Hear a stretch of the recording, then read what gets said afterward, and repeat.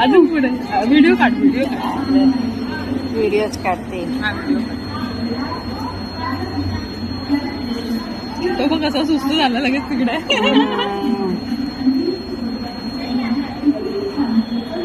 ते पाण्यामधून आले का येतात ते तिकडे.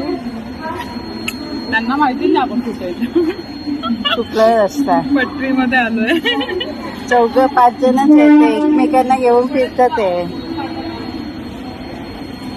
सांभाळून तर बस झालं तेवढंच बस.